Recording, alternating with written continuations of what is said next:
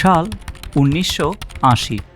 ইরানের পশ্চিমে খুজেস্তান রাজ্যে স্থল আক্রমণ শুরু করেছেন ইরাকের সাদ্দাম হোসেন।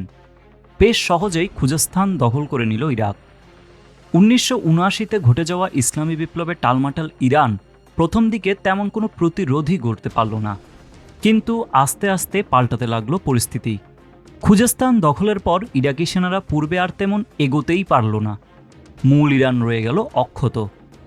এর কারণ কি?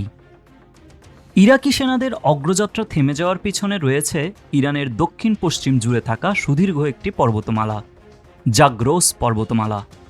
ইরান ইরাক হয়ে তুরস্কের দক্ষিণ ভাগ পর্যন্ত বিস্তৃত এই পর্বতমালাটি। খুজেস্তান রাজ্য এই পর্বতমালার পশ্চিমে অবস্থিত হওয়ায় বেশ সহজে দখল করা গেলেও ইরাকি সেনাদের পক্ষে পর্বত পেরিয়ে আরও পূর্বে মূল ইরানে ঢোকা সম্ভব ছিল না। জাগ্রোস পর্বতমালা এভাবে যুগে যুগে রক্ষা করে এসেছে ইরানকে। বেশ দীর্ঘ কয়েকটি সমান্তরাল শ্রেণীতে বিভক্ত জাগ্রোজ এই দুর্ভেদ্য পর্বত শ্রেণী টপকিয়ে ইরানে ঢোকা বহিঃশত্রুদের পক্ষে অসম্ভবই বলা যায়। শুধু জাগ্রোজই নয়, ইরানের উত্তর পূর্ব দিকও বেশ সুরক্ষিত। উত্তরে রয়েছে আলবুর্স পর্বতমালা। ইরানের সুপ্ত আগ্নেয়গিরির দামাবান্ত পর্বতের অবস্থান এখানেই। এটি আবার ইরানের সর্বোচ্চ পর্বত শৃঙ্গ। ইরানের পূর্বে আফগানিস্তান ও পাকিস্তান সীমান্তে রয়েছে পূর্ব ইরানীয় পর্বতমালা।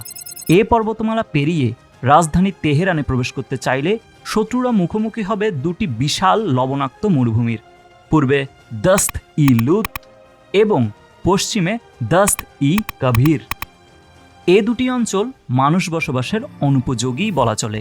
পর্যাপ্ত খাদ্য, জল ও বাহন সহায়তা ছাড়া কোনো সেনাবাহিনীর পক্ষেই দিনের পর দিন মরুভূমিতে কাটানো কিংবা এই রুক্ষপথ পাড়ি দেওয়া সম্ভব নয়। মূলত পুরো ইরানই একটি পর্বতময় ভূমি। ইরানের একটি ভৌগোলিক ম্যাপ দেখতেই বিষয়টি পরিষ্কার হবে। শুধু উত্তরে কাস্পিয়ান সাগরের তীরে কিছু সবুজ বনাঞ্চল ও উর্বর ভূমি রয়েছে। একটি সফল সেনা অভিযান চালানোর জন্য প্রয়োজন নিরবিচ্ছিন্ন খাদ্য, অস্ত্র ও জনবল যোগান। কিন্তু ইরানের পর্বতময় ভূপ্রকৃতি এ যোগানকে দারুণভাবে বাধাগ্রস্ত করবে। যদিও পূর্বে আলেকজান্ডার এবং চেঙ্গিস খানের মতো যোদ্ধারা এই ভূপ্রকৃতি পার হয়ে যুদ্ধ করতে গিয়েছেন, বর্তমানে শক্তিশালী সেনাবাহিনী ও যুদ্ধাস্ত্র সজ্জিত ইরানে এরকম স্থল অভিযান চালানো এক প্রকার অসম্ভবই বলা চলে।